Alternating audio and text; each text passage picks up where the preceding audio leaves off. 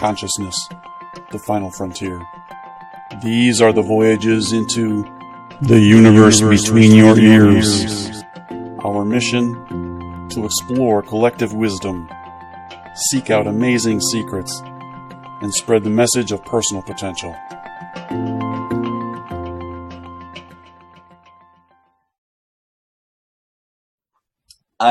My wife and I would take time and just kind of decompress and talk.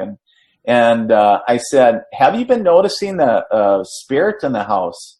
And she was like, oh my God, I can totally feel it. And she said, I was going to ask you about it, but we just got busy. And she said, well, who is it? So I just took a minute, and it was like this kid showed up. And here it turned, I gave a description of this kid, and he was standing there with shorts and flip-flops, and you think just a typical kid from summertime.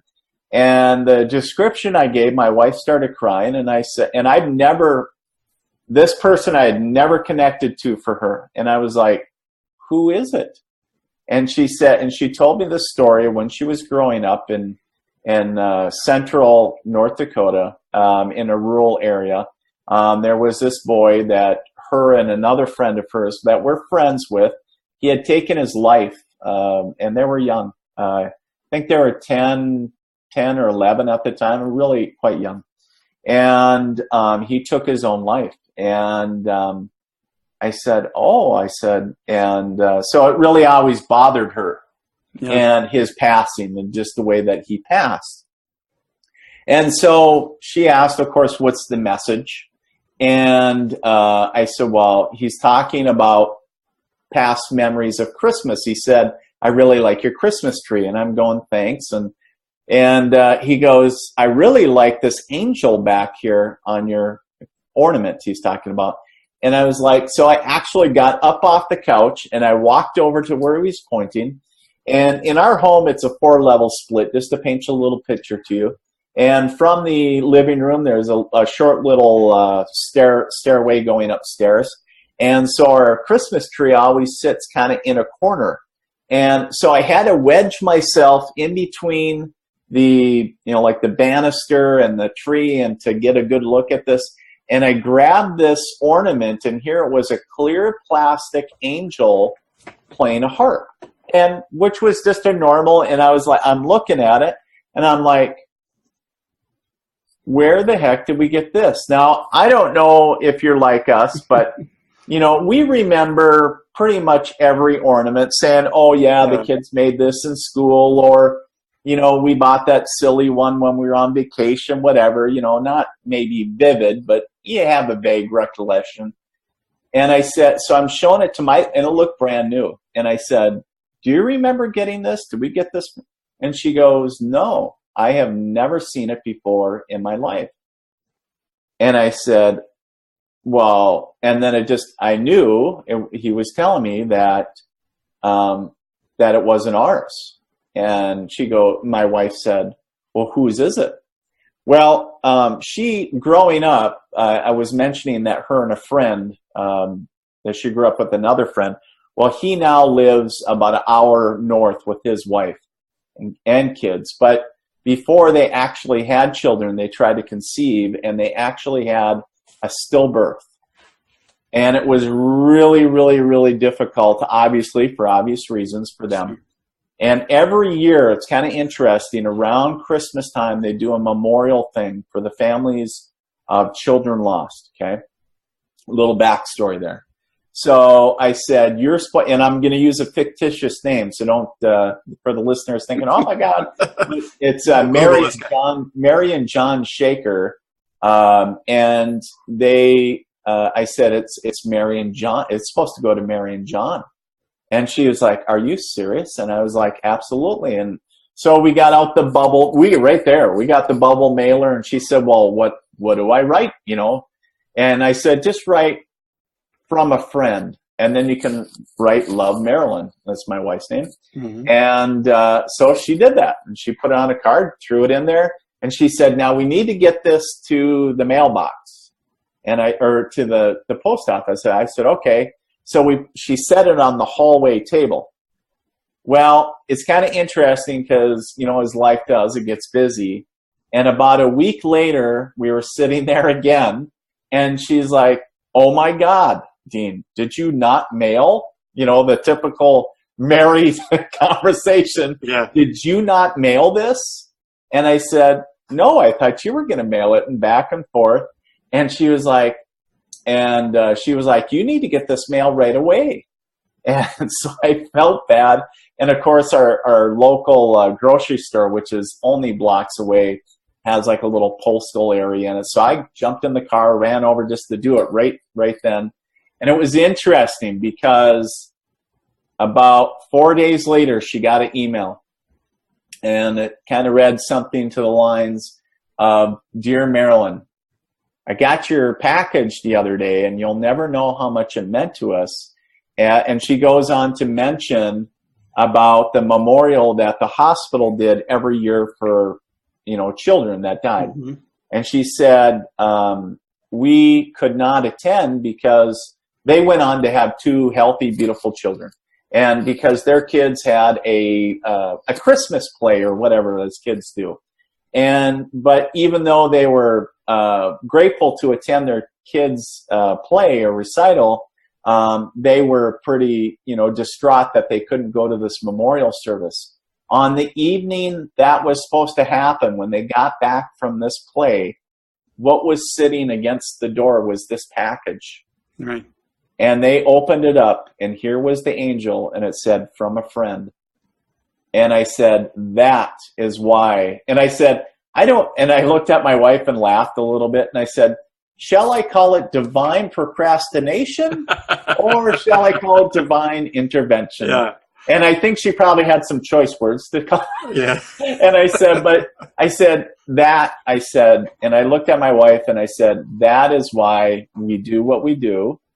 And I call that story the Christmas tree angel. It's something that I said in the real world, Marilyn, I said, that's what Hallmark stories are written after. Because I said, that is this affirmation to us and to them that miracles really do happen. And I said, for them, we didn't know how it was going to impact them. We just thought one of our spirit visitors, hey, mail this off. And how do you know how you're going to impact somebody? Right. And it was so profound. Every time I tell that, I get the goosebumps, and it just, it's just a great reminder of why I do what I do. Not only me, but my wife as well. So cool. Yeah. But you were telling, that's kind of twofold, but you were asking about the kids. Yeah. So are the kids in the household as well? Since absolutely, my daughter is a such gifted medium. And there was a time where I actually tried to facilitate some communication, and where she was doing like mind-blowingly crazily good. But then she went, her room's in another part of the house, and she went off to, I don't know, play dolls, whatever she was doing, and come back screaming and said, turn it off, there's people showing up now, I don't know who they are. Because at first, of course, it was grandmas and grandpas, people that she remembered. And so it was comforting. But then all of a sudden, as it does with mediums, saying, hey, hey, let's just pop on in so we saw can. the neon sign out front. Yeah. Right. But that's what happens. And saying, okay, let's, so I had to guide her through how to, you can't shut it off, but you can, so it's not bugging you. But she is super empathic, really is a big feeler, as we all are. But she is really good at feeling out things before she even gets there. So what I mean by that is where you can feel the energy or the emotional energy of a situation, or if something feels bad or good or whatever. And a lot of times she'll just say, I don't want to go. And then now we know enough to say, is it because you're feeling a certain way? And if she'll say, yep, saying, okay, we honor that. Cool. And the same with my son. Now, my son is a little bit different, obviously. He's all boy. He's like rough and tumble, likes to wrestle, that Nerf guns, the whole 9 yards. Right. But here's the thing is that he as well is a very much And it makes it a challenge, I find, that because we always think, oh, feelers, very feminine, very, we associate that with girls. But at the same time, if you have a boy that is stepping into, into that young period of, sometimes they get very aggressive, but you double that with a lot of emotion, holy cow, that can be like, it's like a Nerf shooter on steroids, but at the same time, though, it's so cool because, there has been times when he was younger that he talked about, past life stuff. And so we dabble, and so vividly that it was so interesting because he talked about being a captain on a riverboat, and everybody, or a lot of people died. And all of a sudden, I was just given the name, and I looked at my wife. I said, "Holy crap! I know the name!" And of course, I had to run and get my laptop and Googled it. And sure, I had images, and it was crazy. And there was things that with both of them, it really validated for us, and has really sometimes freaked us out. Yeah. So if you're freaking the medium out, there's something going on, but. The validation keeps on coming forward, not only for us, but others. And it's just a beautiful thing to watch because it just validates where you are. So one of the objectives of the show is that we're hoping that in these conversations, no matter what the guest does for a living or whatever they're into, we're hoping that there's something within the conversation that somebody who's listening or watching would be able to take and go, okay, that's something, there's a new little tool or something that I can use in my own life. Mm-hmm. And what's coming to me here right now is, I want to ask, are the kids,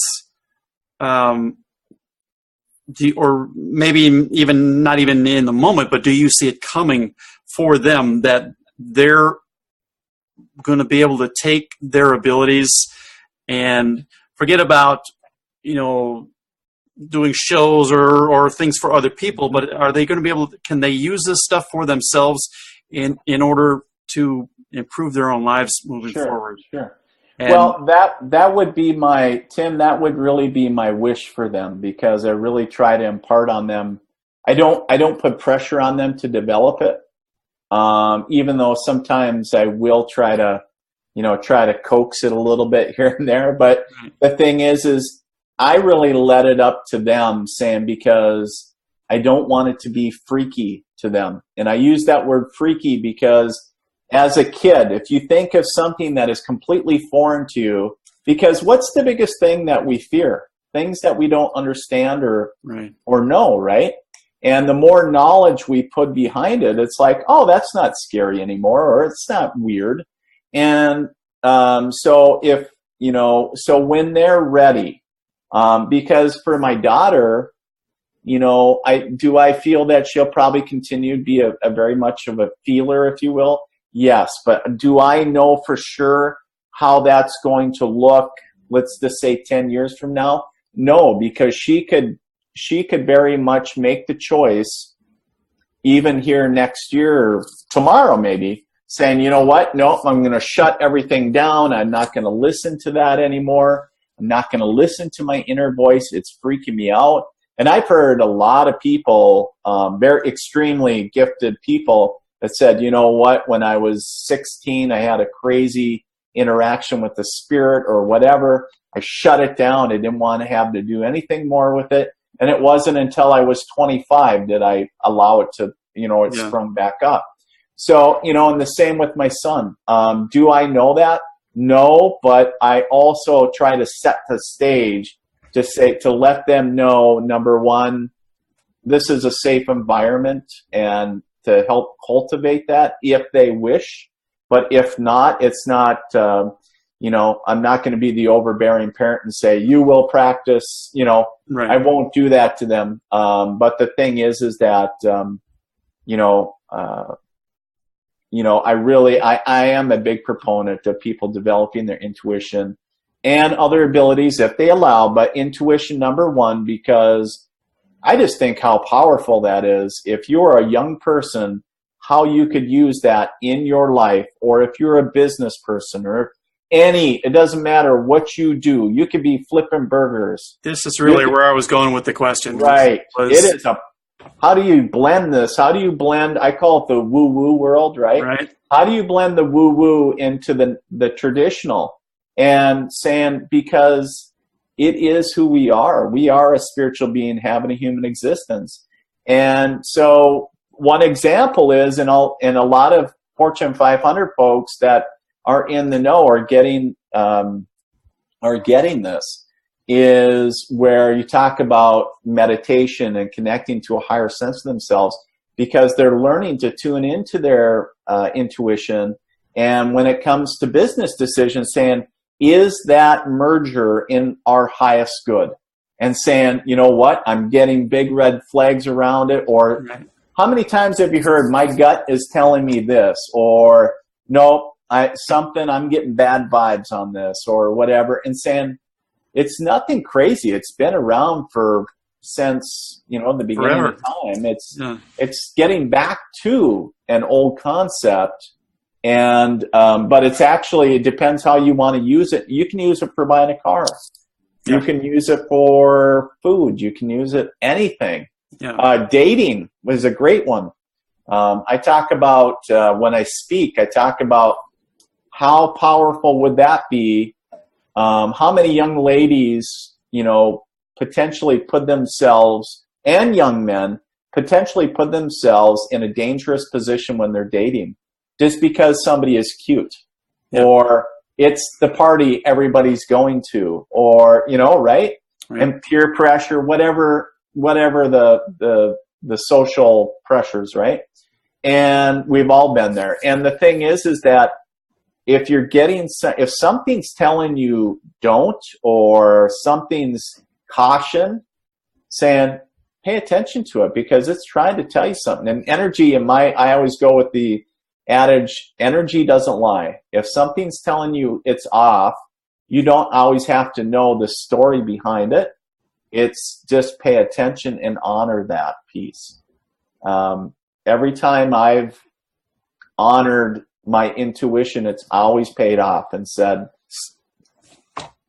so. Go ahead and finish. Okay, so what I want to ask is, how does somebody know that it's intuition talking to them versus their heads trying to talk them out of something, or talking me into something? Oh, he's cute. I got maybe some little vibe saying not a good idea, but he's cute. Right. And you just ignore that. Right. So how does somebody at home, right? They're listening to this and going, I like what you're saying, and I want to dig into this more. I'm connecting to this. Right. So how do we guide them a little bit? I'm going to adjust the camera just a bit for this next one. So the thing that I would share is the he's cute, or the boy, this car, I really like the way that it handled. That's all up here. This is in what they call the reptilian brain, or we're up here in the mind, the ego. The ego feeds us, saying, they're cute. That looks nice. This tastes good. Whatever. It's all self-serving, right? It's up here. Now, down here in the heart space, this is where intuition resides from. And I always say, a heart-centered space. And because it comes from and ends with the purest form of energy, which is love, and pure and simple. And so what I always share is saying, how does that feel? So when you talk about, and we'll just use the analogy of he or she is cute, right? When, you think about the dating world, when somebody starts dating and somebody is nice or attractive or whatever, and saying, and that's up here, but saying, I always say, how does it make you feel? Now, saying, okay, I got butterflies, fluttery, whatever, palm sweaty, but those are emotions. Those are causing a physical reaction. That's beyond that. But saying, how do you feel? Does it feel light here, or does it feel heavy? Okay, and what I mean by that is, if we've ever experienced anything negative, usually we feel like a suppression or something like a wet blanket, right? And if we feel something very positive or uplifting, it feels kind of, maybe I usually use the word buzzy or uplifting, or, you know, whatever you want to call it. And so usually I always ask, especially my daughter sometimes, but even my wife, saying, how does it feel? Does it, you know, or how do they feel? And it sounds kind of weird when you use it, but when you get used to it, saying, because what I mean by that, are you looking at it from face value, or are you reading the energy of it? And so a lot of people, as you share, Tim, are probably asking, saying, well, great, Dean, but how do I read the energy of it? Do I have a multimeter? And say, well, I suppose you could. You're quite, actually in my intuition classes, I use a multimeter to show you the difference in energy within our body.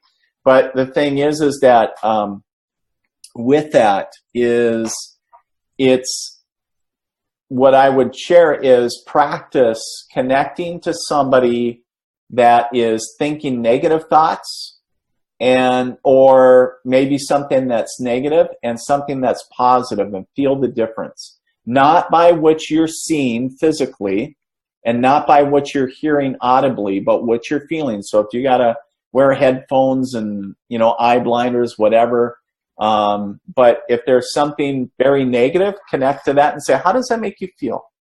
And then when you connect to something positive, how does that make you feel? And it's the same as we learn in life.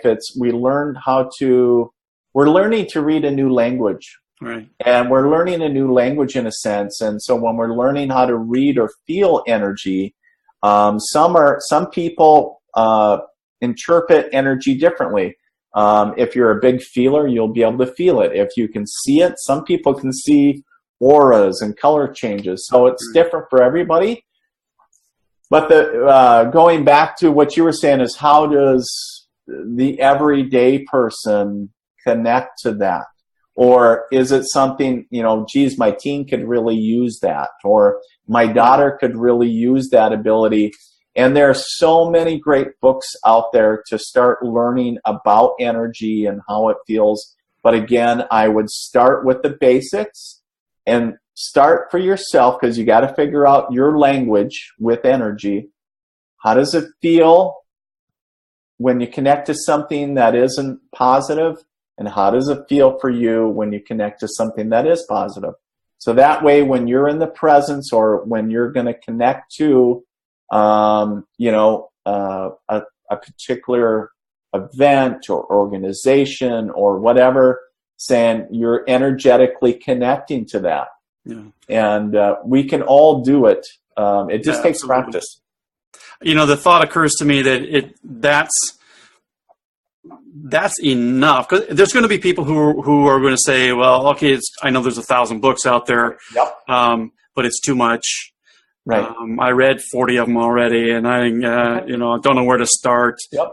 But it occurs to me that what you just described is just asking yourself, how does it feel? Yep. Just slow down, take a breath, and just go, okay, honestly, how do I feel about this? Well, and the thing that I would share with practice, yes. that's gonna you'll start, and that's the thing, is we tend to think that it'll just be like right away, I should know, I should be good at it, you know, all these things. Not always, no. But with a little bit of practice, though, something as simple as that will work.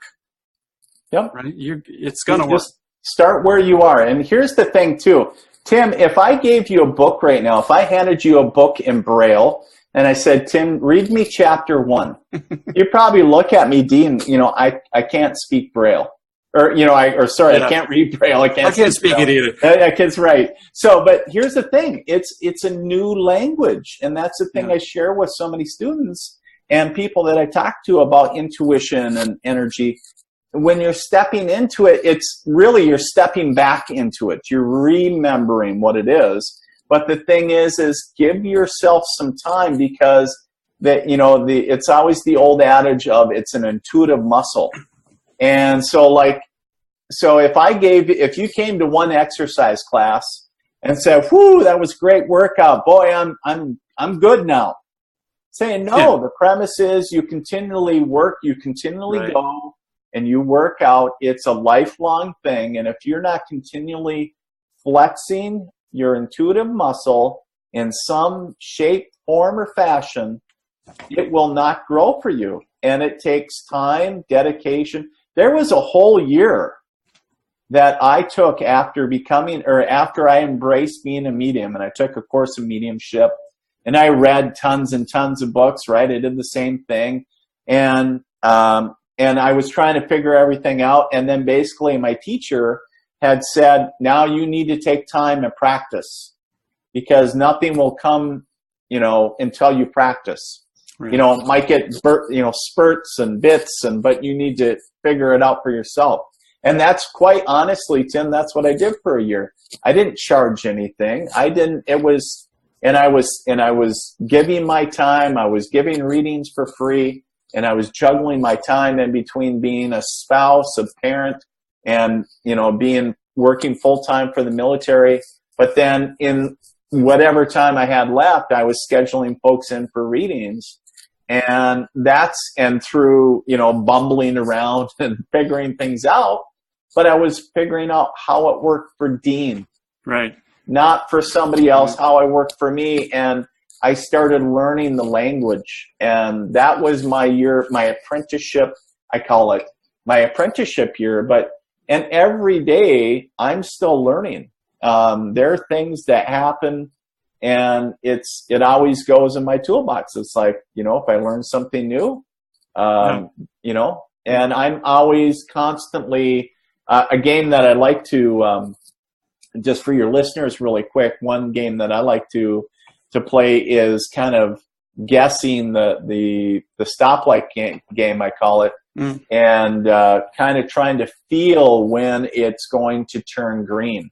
Not looking at the other stoplights from, side to side, but, if you pull up and it's red, and trying to feel the energy of saying, and when it's going to change. Now, the word of caution I would have is saying, please don't be breaking. Oh my God, Dean, I was playing, I got in an accident, and saying, no, please, this, if your guess is right, hey, it's going to change, and then look. But saying, be careful with whatever you're doing. But there's so many different intuition games that you can do.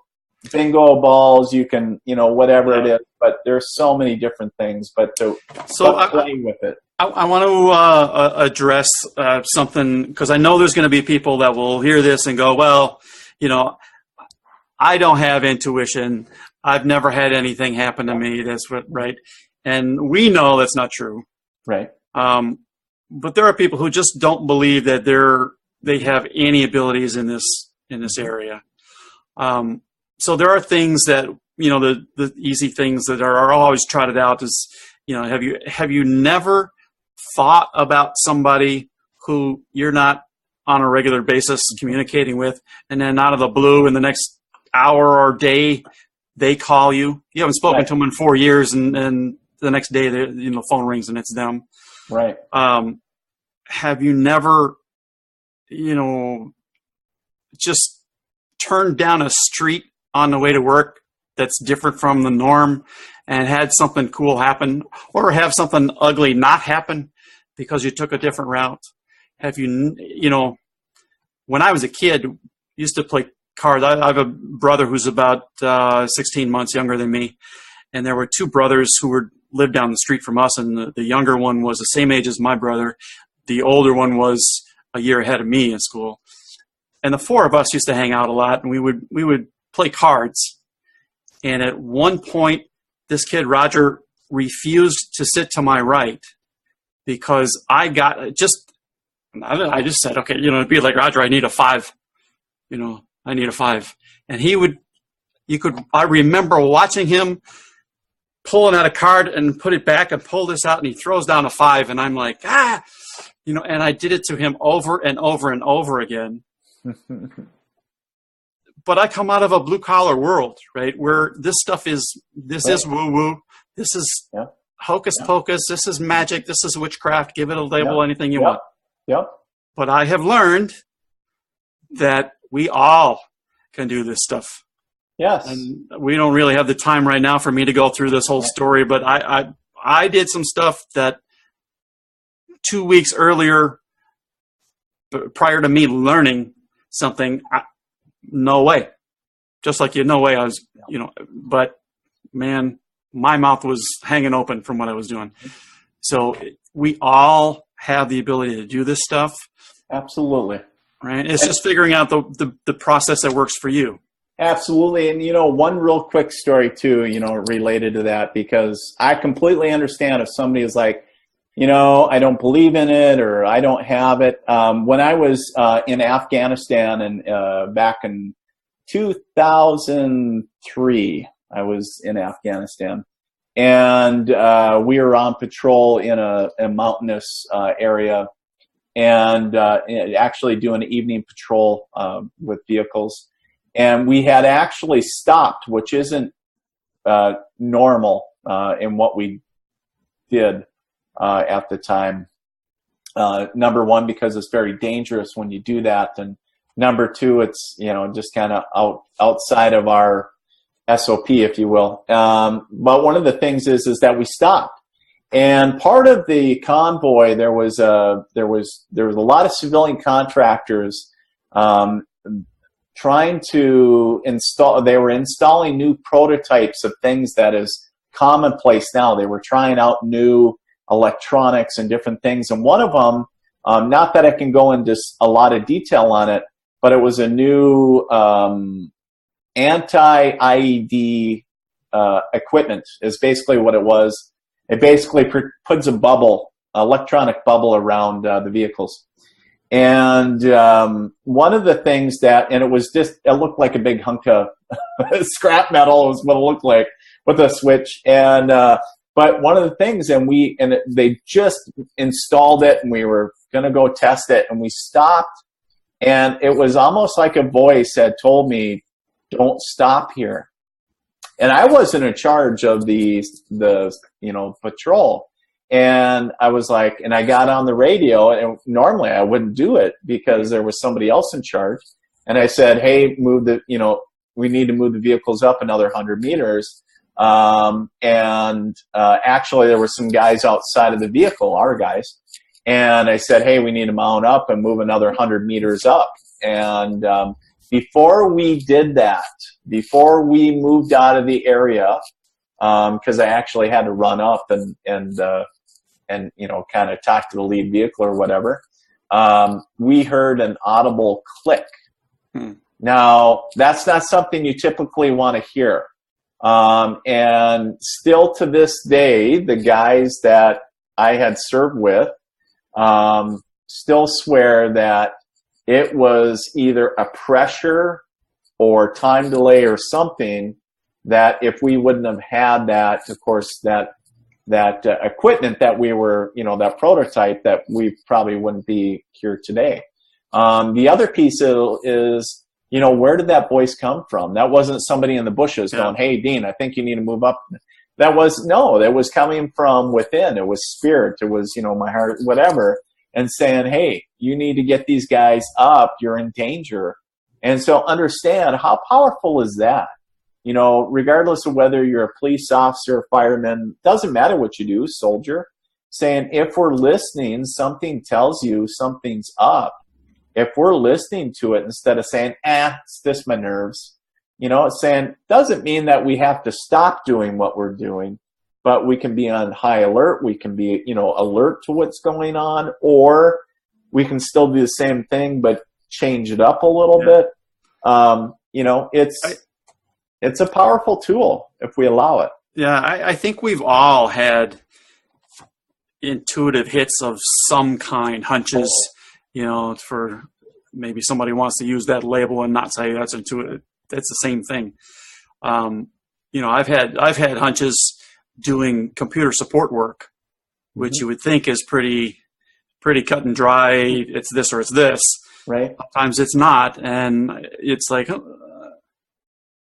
and from where they came from, I don't know, but you just go, I wonder, there's your answer. It's got nothing to do with what we've been looking at. you know. So yeah, these things are for real. Yeah. All right, so I'm hesitant to dig into too much more right now because we have a hard stop coming up. I really would like you to come back.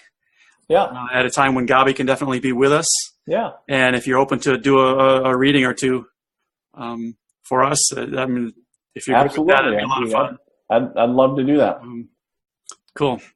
All right, so let's before we sign off, let's give everybody what's the best method to get hold of you if they want to know more, if they want to work with you, if they want to get a reading. Sure. Absolutely. If you want to check out everything going on, just head on over to www.themilitarymedium.com, or you can shoot me, or obviously on Facebook at Psychic Medium, Dean McMurray, and the Military Medium, and then you can certainly send me a message, or you can even email me at dean@deanmcmurray.com. So great. All right, I'll be sure to get all those links in the show notes also. Mm-hmm. I don't know. Anything you feel compelled to add here right now? No. If I'm, well, I guess we're done. We've covered everything. Thanks for having me on, but we're going to come back and have another great conversation. But as you share, you can continue speaking on, and it's just something about when you get into the subject, and I think it becomes like a passion or just a love with it. It's you can really get lost in it in a good way, but it's just so endless talking about it because to really share how it can really bless other people's lives if they so accept it. And it's not something that's witchcraft. It's not, it's so far beyond what other people conceptualize what it is. It's, and it's really, it's really kind of normal. It is. Science and quantum mechanics and stuff is proving these things as real deal. Yeah. Right? So the idea that, and there's quantum entanglement with particles. You got a particle here and another particle that's 10,000 miles away. You do something to this one and it affects the other one in exactly the same way at exactly the same time. It shouldn't be possible, but it's possible. And there's so much about the universe, the quote unquote physical universe, that we don't know. Right? We don't even know about the oceans. Right. So, for people who want to just discard all of this stuff out of hand just because science hasn't quote unquote proven it yet. Right. The Earth used to be flat until they proved otherwise. Mm-hmm. And now it's flat again, apparently. But, it's just because we haven't got the empirical evidence yet, doesn't mean that it doesn't exist. There's so much, smoking gun stuff around. It's just, to my mind, it's not possible for everything to be impossible. That's right. That's a great, I love that. I love that. Well, you can use that if you like. Yeah. I'll write it down here. Yeah. But that's a good reminder. And, the thing is that just staying open to the possibilities of is a trick unto itself. Yeah. But the thing is that, if you are the creator of your own reality, and we'll just, because you brought it up, we'll just say if somebody is a staunch supporter of saying the world is flat, then quite truly, if they are a firm believer in that, that is their reality. Yeah. Because we are the creator of that, and anything outside of that does not exist. And I think it's very interesting because you can physically manifest and or manipulate things within your reality. And it gets kind of interesting because you talk about quantum mechanics and physics, and it's kind of crazy what stuff happens, and it blows you away. And it's just like, I'm a firm believer that we try to understand everything that we can the best of our ability. But when we get to the other side, we're going to go, crap, I had it We on were so wrong. Yeah. We know nothing. Right? Yeah, it's going to be. So. There's so much. It's, the idea that the act of observing an action changes the action.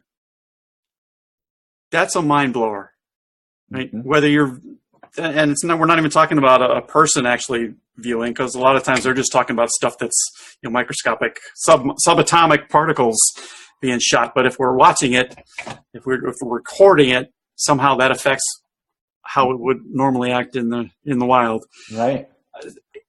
There's so much. Yeah, this is why I was hesitant to dig into anything more. Sure. But it's fun. It's fun. Yeah, so we'll definitely, and maybe we can even talk about some remote viewing and some other. I also have some other case specific stuff that I can share and talk about. Awesome. And we can dig into Let's do it. This is fun stuff. Yeah. So. All right, let's end it here, and I'll let you get on to the rest of your day, and we'll reconnect and set up another talk and have some more fun. Beautiful. Thanks for having me on, Tim. It's really an honor. Thank you. All right, take care. All right, take care. Bye-bye. Hi, this is Tim Starr. Thanks for joining me and Gabi on the universe between your ears. We really appreciate you taking the time to hang out with us for a little while.